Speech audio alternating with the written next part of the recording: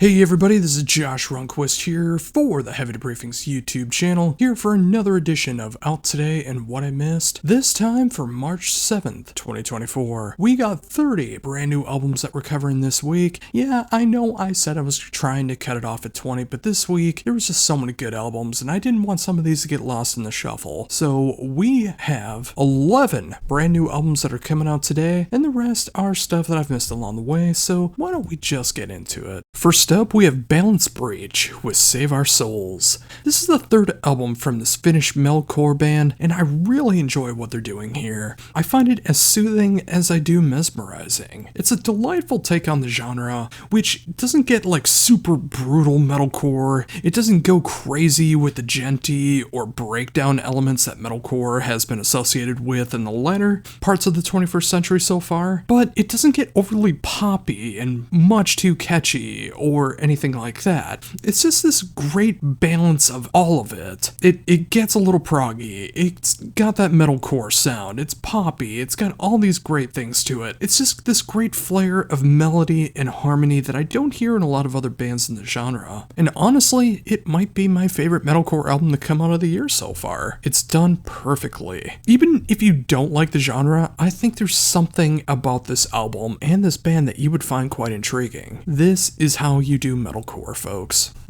Next up, we have Cryptosis with Celestial Death, and this is a band from the Netherlands that I actually discovered from a YouTube ad, and it wasn't playing a commercial, it wasn't promoting a tour or anything. It was actually a YouTube ad that played a full-on music video, and it was Cryptosis, and I really loved the song that was being played, and I've been intrigued by the band ever since, and I was so thankful that I actually got the promo for the particular song that's on this particular album. I love this style of progressive thrash so much. It almost has like the symphonic death metal or black metal vibe at times. It feels quite sinister. It's got these great elements, that Voivod when they were doing the progressive thrash side of things that I really enjoyed. It gets insanely catchy at the same time too. Like, they're a thrash band through and through, but they really make the most of what that progressive side of progressive thrash is all about. This is an album where, especially for that first time, you don't know what's going to be coming next, but you're so excited to sit down, kick back, and listen to the journey. It hits so many territories while still staying true to themselves. I couldn't ask for more if I tried. This is a triumphant piece of progressive thrash. You should listen to it and see for yourself. Next up, we have Dawn of Ouroboros with Bioluminescence, and this is Album of the Year material for me. The band's third album, straight out of Oakland, is some of the best progressive music that I've heard in 2025 so far. It pushes the boundaries of what progressive post-black, progressive death metal, all of that combined. Like, they push everything into so many different territories, and it's done to absolute and utter perfection. I can hear elements of jazz and post-rock in here, as much as I hear the black and death metal, the post-black, the death metal, everything that they've been doing, but this just feels like their magnum opus so far. There's so many different subgenres attached here, and it might sound like it's coming off as too many subgenres and details for their own good, but I assure you that is not the case. When you listen to it, everything will make more sense. This is simply a band putting out the kind of music that they want to make. It can be as soulful as it is apocalyptic. This is magnificent in every sense of the word, from the production to the songwriting to the performances on display. All you need to do is just give it a listen for yourself, and I defy you to find not even one element that you wouldn't enjoy on here. Like, there's something on here for everybody. Even if you don't like the sum of its whole, you will find something you love about this. If you can't, I'm kind of amazed that you're checking out my reviews to begin with. Like, why are you even checking out heavy music to begin with? This is Album of the Year material for me, and that is not an overstatement. It is just that good. Next up, we have Deathless Legacy with Damnatio Eterna, and I really hope I got that right. I am terrible at Italiano. But I will say I'm not terrible at finding Italiano metal bands, as this Italian horror metal band is back with their 6th album since 2013, and it might be their best yet. It's the perfect balance of everything they've been working towards all of this time, this heavy metal sound, the horror metal aspect of it all, just the right amount of gothy moments and poppy moments going on. It's just one of the catchiest albums in this style that has come out in a very, very long time. And it also helps that it features past and present members of Vision Divine, Canines, Athena 19, and so many others. This is something that is more than worth your attention. If you dig the likes of Ghost, especially a band like Death SS, which they started off as a tribute band for, and of course if you like the imagery of King Diamond and Merciful Fate, you need Deathless Legacy. Next up, we have Destruction with Birth of Malice. And you would think with a title like that, this might be their debut album, but you would be so wrong. This is the band's 18th album, and that is such a staggering discography so far. And you would imagine after 18 albums that they would eventually let the foot off the gas, start putting out just like, songs that aren't that good, just an excuse to be able to tour, right? Again, you would be so wrong. This band is putting out some of the best work of their entire discography right here in 2025, and it really feels like ever since the 21st century started, the band has gotten their stuff together, and no matter the lineup that's been going on, they have found a way to be able to push themselves to get better and better with every single release. It's everything that you love about the German style of European thrash metal, and there's a good reason why they're one of the big four of German thrash. Birth of Malice is no exception to this, and they're easily putting out some of the best music of their entire career. I can't even imagine how good these songs are going to sound live. I mean, I know they're probably not coming to the States for very good reason lately, but I'm looking forward to hopefully some good footage from YouTube to be able to see how these songs sound live. This is a perfect thrash album for the turbulent times that we live in 2025. Next up, we have Edge of Paradise with Prophecy. This is the band's 6th album coming from this LA band, and it combines all the best elements of what they've been doing all this time into one super catchy form. I will say this is probably their catchiest album that they've put out so far. But it still feels like it's equal parts playing the main stage of Wacken and equal parts stuff that I really want to hear on modern rock radio. It's a great combination of that catchiness, the heaviness, and the occasional symphonic element moments that really was in the beginning of their sound and kind of faded into the background lately, but I still really enjoy when it's there. It's got this great rock vibe that's undeniably perfect for rock, pop, metal, everything that's going on. I think it just works so perfect for what they're trying to do. It is my first foray into the band, but I did check out the other albums, and again, I will say this is the catchiest album that they've done so far, but this won't be my last time checking them out either. I'm very excited to see what they're going to be doing from the future. I love what's on display, and if you want some really catchy rock, metal, and a little bit of symphonic sound, you need to check this one out. Up now we got Frog with their debut album, Eclipse. This is a debut album from a New York band that is one of the most authentic displays of how to meld together genres into a heavy fashion that I've heard in a very long time. And I really do say authentic because everything about this album is exactly what the band wants to be able to pull off. Whether it gets on the more brutal side of bands like Between the Buried and Me, whether it gets on the technical side of bands like the Zenith Passage, whether it gets very obscure and off the wall like a band like Unexpect, and even if it gets into the catchy moments of a band like Protest the Hero, all of that combined is exactly what you get with a band like Frog. The production is just raw enough, but it's just polished enough, where it sounds very real and authentic. No two songs sound alike here, yet they all fit together like a glove. It gets super heavy, it gets super melodic, very proggy, very proggy. If you are into the technical and progressive sides of death metal, but you don't mind when they get more melodic, this is one that you need to check out. It's one of the best debut albums that I've heard in 2025 so far. Do not miss out on this one. Next up, we have This Gift is a Curse with Air. This is the 4th album from the Swedish band that combines so many great genres together of black metal, post-metal, sludge, and some hardcore throwing in here as well. It feels like this unholy concoction of The Lion's Daughter, Cult of Luna, Celeste, and Amenra. And if that sounds intriguing to you at all, you need to check this one out because this is a fantastic display of what black and sludge metal is all about. It hits the utter extremes, like it will get into the hyperblasts of black metal, it will get into the slowest, doomiest moments of sludge metal and post metal, yet it's all tied together with this great hardcore atmosphere going on as well. It's got fantastic production, and the songwriting and musicianship on here is just off the charts. If you want something that hits all of the extremes of these genres, but it still leaves you wanting more, you need to check this one out. Next up, we have Mercury Tide with Walls of Confusion. Now this technically came out on Monday, but I'm still counting it as coming out today. It's just easier that way when it comes out this week. Anyways, this comes from Dirk Thurisch of the band Angel Dust, which is an underrated German band that I think anyone who enjoys the more melodic power metal side and heavy metal kind of thrash side of things really needs to check out, but in this particular case, it's going a little bit in a different direction. Like if you mix together Evergrey, Morgana Le Fay, Darkwater, and of course, latter day eras of Angel Dust, you have one of the most intriguing and enduring albums that I just simply can't get enough of in 2025. Walls of Confusion gets so catchy, but it never loses sight of what this project is all meant to be about. It's dark, kind of whimsical, it hits the right moments of power metal and heavy metal fused together, and some of the most anthemic riffs that I've heard in this genre in a very long time. Seriously, hear the chorus of Walls of Confusion, absolutely stunning. This is my first foray into this band. Of course, there's only 3 albums so far, but I really enjoy what I'm hearing, and I can't wait to go back and check out what those other albums have been like up to this point. And if you like the dark side of power metal and heavy metal, you're gonna love this one too.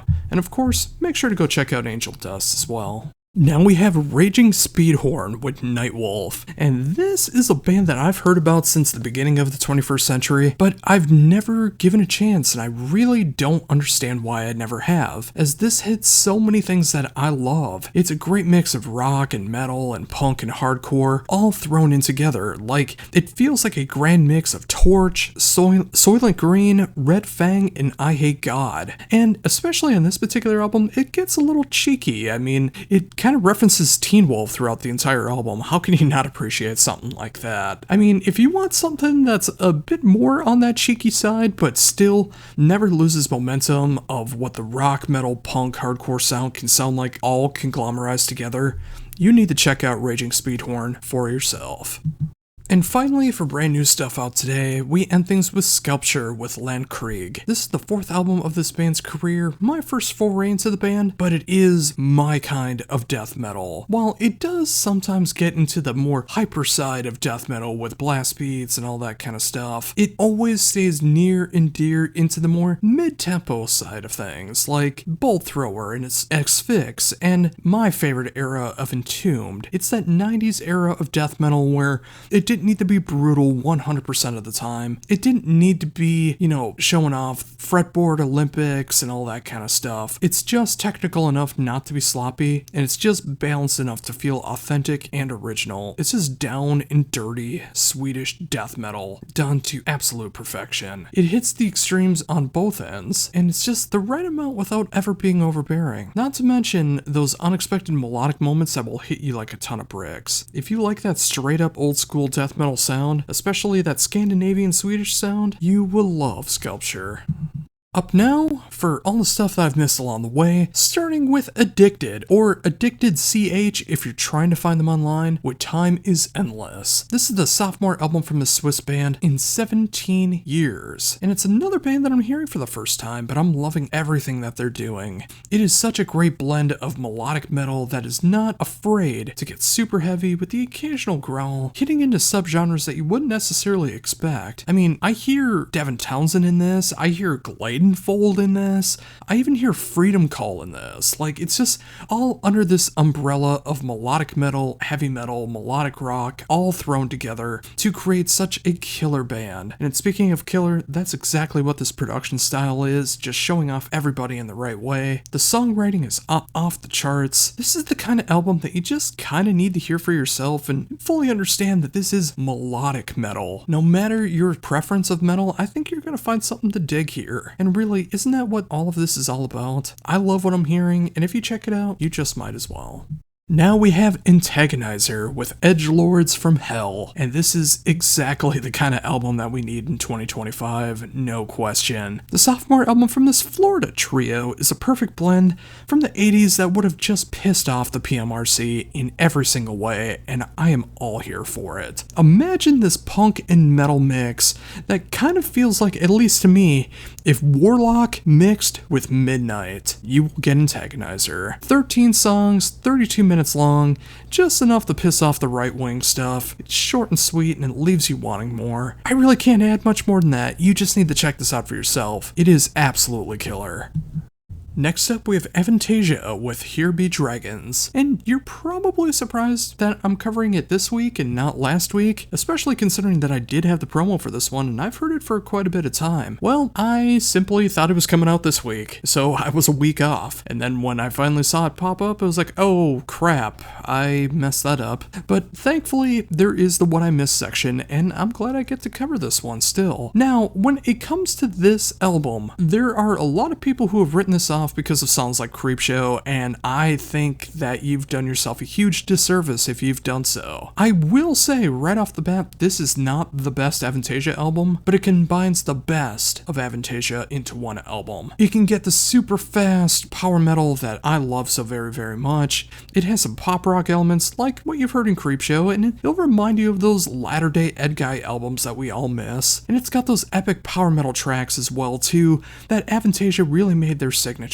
It's a grower of an album more than it is a shower. I mean, Ghost Lights was just like a perfect shower of an album to begin with, so this is kind of the opposite of that, but that's okay. This album deserves the added attention to see if it's for you, and I think the songs will really grow on you if you let it have the chance. All of these songs feel like that they're going to be incredible live, and that's what Avantasia is focusing in on now, especially with the last few albums, making sure that there's songs that are going to sound incredible live, because they have an incredible live band. They deserve that. They are a live band that is filled with a sense of wonder that you just won't get from any other band in the genre. So get acquainted with these songs now and get ready to have your minds blown live. This is a fantastic album. It just deserves your attention. Now we have Blue Ambition with Seduction of the Innocent. This very sexy debut album from this American AOR band is exactly what I want in this style. It's both 80s AOR, but it has just enough of some modern rock tropes that makes everything work together in perfect harmony. Overall, I feel like this is an album that was written back in 1985, maybe shelled off to the side, and then in 2024 it was unearthed. They added some new elements in there to make it a little catchier for the kids in the 21st century and released into the world now. And I think that's such a fantastic way to go about it. It's the kind of album that I feel like you just need to sit down and listen to it and see how the modern elements really work with the AOR. If I try to explain it, I think it's going to ruin some of the mystique behind it. But then again, I also feel like this is the kind of AOR that I feel like this band really needs to open for a band like the Night Flight Orchestra. That would be just the perfect night of AOR. Everything from the vocals to the solos to the musicianship to the atmosphere, everything that's going on here is just ridiculous for this kind of sound, and I love what they're doing here with the AOR. It's done with such authenticity but updated just enough. Listen to it and you'll see what I mean.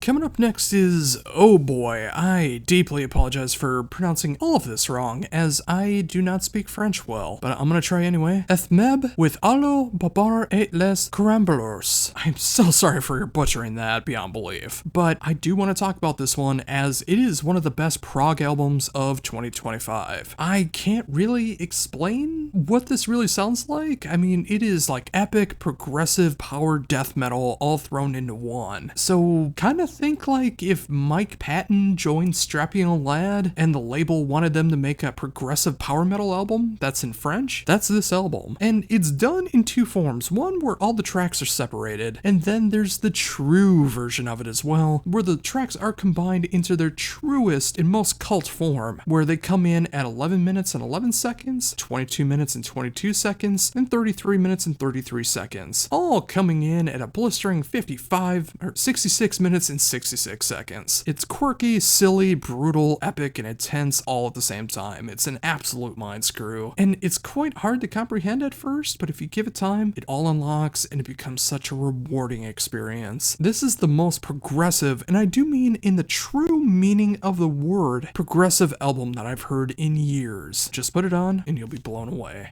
Up now we have Everlore with Hope and Turmoil. This is another sophomore album coming in, but this time it's coming in from Finland, and it's such a fantastic display of power metal. That's right, we finally have some brand new Finnish power metal, folks, and it hits everything that you want in the genre, while still giving you such great melodic moments as well. The production is on point, the songwriting is written without any real frills or fretboard Olympics going on here. It's just exactly what the music calls for, and it's done to the best of their ability. There's not a weak song on here, and even when when it gets into the more epic territories of like 7-8 minute long songs, it feels like these were meant to happen and every note is played for a particular reason. This is such a solid display of power metal, and I'm so glad to see this making a resurgence in 2025, where bands aren't afraid to be power metal anymore. We need this kind of power metal today, and it's done so magnificently well with Everlore. Now we have the 500 with Ghost Rider. This is the band's latest album, and it's a great thing to see that this band has come back after a few years and have come back stronger than ever. I've been loving the band since their last album, World on Fire, where I got to do an interview with their drummer Mark, who, hey man, if you're checking this out, miss hearing from you. But the band really does feel stronger than ever. The music is so catchy, yet it never loses sight of why I enjoy them in the first place. While the band has become a bit more mainstream in their sound, not to say that they don't have the kind of proggy elements and the heavier moments that I loved about them, but it also feels like so many of these songs could be played on modern rock radio here in the States. There's no excuse to include them into that sound. I really think that they would go over well on the radio. The production is on point, and everyone in the band just playing their hearts out. It is the perfect gateway for those that want to explore heavier music that have never really tried before, and I think it's a good insight for metalheads who think there's no more good music in mainstream music. The band has been catching so much fire lately, and they're really lifting off, and it's such a fantastic thing to see. I'm so happy to see their rising success. They deserve it all, and then some. This is a great bit of modern metal that the world really needs in 2025. Up now we have Francesco Maras with Out of the Fire. This is the fourth solo album from the current guitarist of Tigers of Pantang, which is a great 70s and 80s classic rock band that kind of covered the gamut, kind of like what Y&T did, but more of a UK band than America, but I think you get the point. But what Francesco is doing here is such a great blend of that late 70s through late 80s signature hard rock and AOR sound. There's some heavier elements on here, like there's some double bass parts that you really don't expect.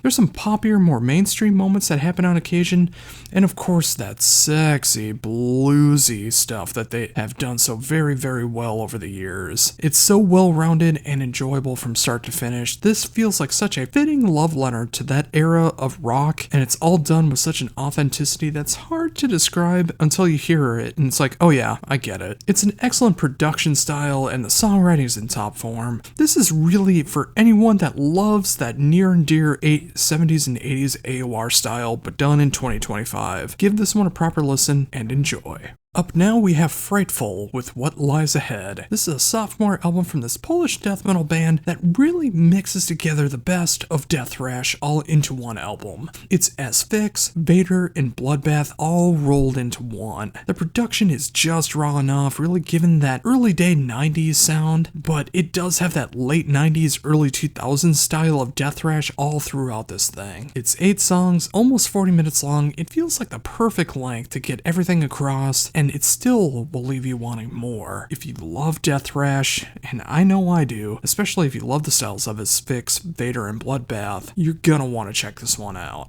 Coming up now is another one that I hope I get correct because, again, my German is not up to snuff, but it's Grob with Kramas. This is another sophomore album. There has been a lot of sophomore albums I've been covering this week, hasn't there? But this time it's coming from Germany and this black metal duo that is writing some of the most cold, dark, and intriguing black metal that's been out in 2025 so far. It is raw enough, but it is still very clear in its production style. The songwriting really harkens into some dark territory, and it feels very appropriate for the world that we live in right now. It gets orchestral and classical at times. While that's not being the focus, it is pure black metal through and through. It's cool to see it just done in the right kind of sinister way. This is pure black metal through and through, as I mentioned, and it really gives off everything from that 90s guitar style to the vocal abilities and so much more to it. It feels like a grim fairy tale told as traditional as possible, and this is the music that you imagine is being played throughout it. If you want that in your black metal, you need to give this one a shot. It's one of the finest displays of this style of black metal in 2025 so far.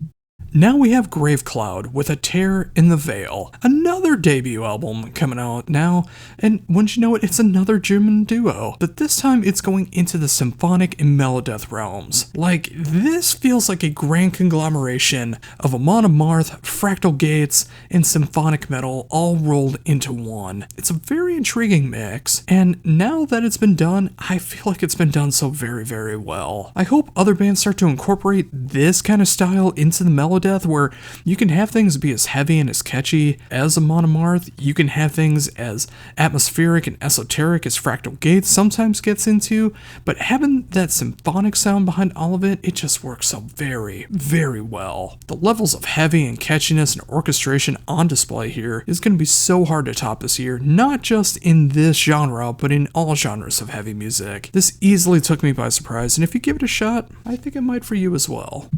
Now we have Heartlight with The Triumph of Metal. This is, wouldn't you guess, another sophomore album, but this time coming out of France. And this is an excellent display of how to raise the bar in what symphonic power metal can be without trying to fit into what all the modern metal trends are doing. This band is not afraid to be a symphonic power metal band, and thank you for doing so. This is the second album in 2 years from this band, and while I did check out the debut because of this particular album, I feel like this one is even stronger. It hits so many moments that I enjoy so much. Don't get me wrong, it does get cheesy. I mean, the triumph of metal. If that's not cheesy, I don't know what is. But it hits moments that non-fans probably won't dig either. But for those like myself who can't get enough of that classic and modern style of symphonic power metal, this is exactly what you need. And don't get me wrong, there are some more modern elements that do happen on occasion on this one, but it is a symphonic power metal album through and through with just the right amount of tinges of gothic metal thrown in as well to make sure it's just nice, cheesy, and dark. This is simply how it's done, and even long-standing bands in the genre really need to take note on how to do this, because I feel like Heartlight is doing it better than a lot of those bands. Just listen to it, and I think you'll understand why.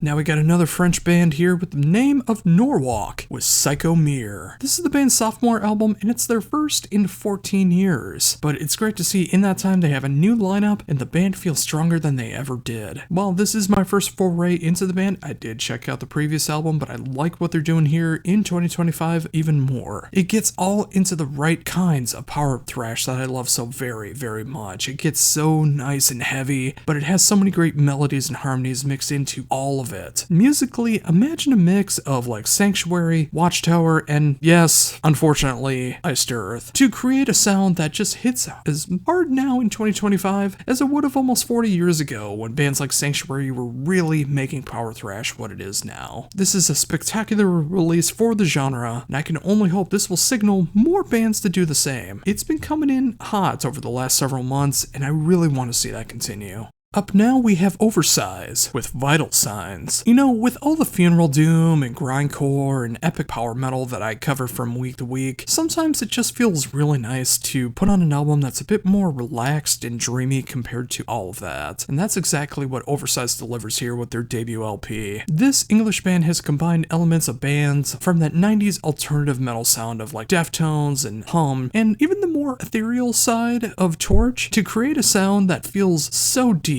in the midst of that mid to late 90s sound, but it's created in 2025 with just enough changes to make it all work. Every song here feels so appropriate and fits together like a glove. It almost feels like one giant song with how it all interconnects. Considering I did grow up in this era, I still have a soft spot for bands like this, especially Hum, when it's done appropriately, and this couldn't be more well done. This is an excellent display of how to do the genre right, of the alternative metal and shoegaze mixed together.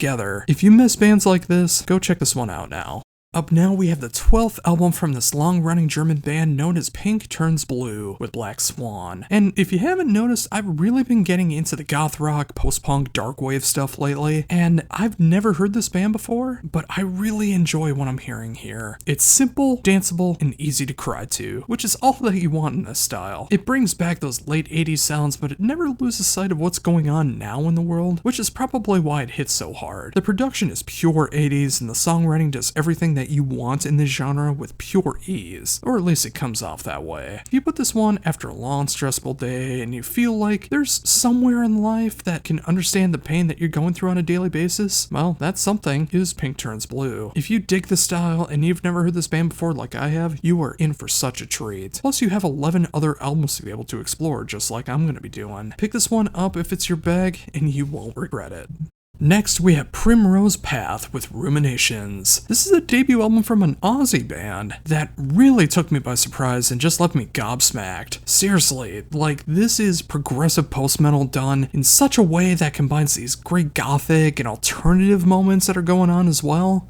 Like, imagine Catatonia meets Long Distance Calling meets Haken meets Tool, and you'll start to kind of get the idea. This hits so many different territories while feeling so authentic and true to the music that they want to create. It's got crystal clear production, phenomenal musicianship. This is an album that expands upon all of these genres, what they can do, and then some. This is one of the best progressive post-metal albums I've heard in a very, very long time. I would dare say since I first discovered Long Distance Calling all the way back in 2009. Give this one a proper listen now and prepare to be blown away. Now we got Risen Crow with Requiem for a Damned Love. Wouldn't you know it, another debut album, but this time coming from Italy with a more melodic power metal and gothic power metal tinge that I really thoroughly enjoy. It's a mix of Early Day Within Temptation, Early Day Nightwish, and Camelot all thrown in together. The dual male and female vocals working together in perfect unholy harmony. The music behind it all is the kind of power metal that makes you smile, and it's got that gothic tinge that just hits the dark side of you just so perfectly. I truly hope Risen Crow catches on because we need more of this kind of power metal right now. It shouldn't just be in the mid-2000s when Nightwish was running the world. This is everything that I love about the genre all rolled into one. And if you love the genre like I do, you need Risen Crow. Give them a spin right now. Now we got Timson with The Next Level. Wouldn't you know it, it's some more AOR here, and this is pure AOR through and through. The style of melodic guitar-driven rock that just feels appropriate for any time of the day or night. It has such an 80s flair to it all, and it just simply works. It feels so motivational and positive in a way that all of us really need right now in these dark times, and especially given the news as I'm recording this right now, yeah, we kinda need that right now. The fact that this band has had 2 albums in 2 years really shows the chemistry that the band has had, and it is quite strong, and it doesn't seem like it's going to be slowing down anytime soon. It's simple, it's familiar, it's that style of AOR that will always hit home as long as you enjoy the genre. If you enjoy AOR, this isn't even an option. You need to pick this one up.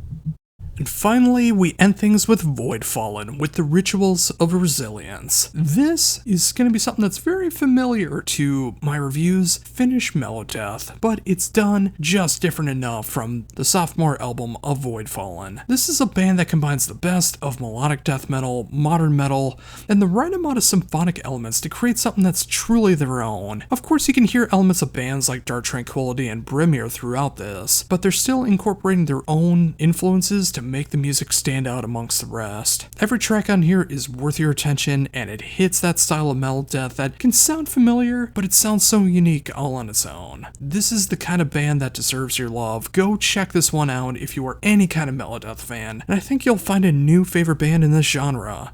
Void Fallen is kind of going under the radar, but let's change that. This thing really is fantastic.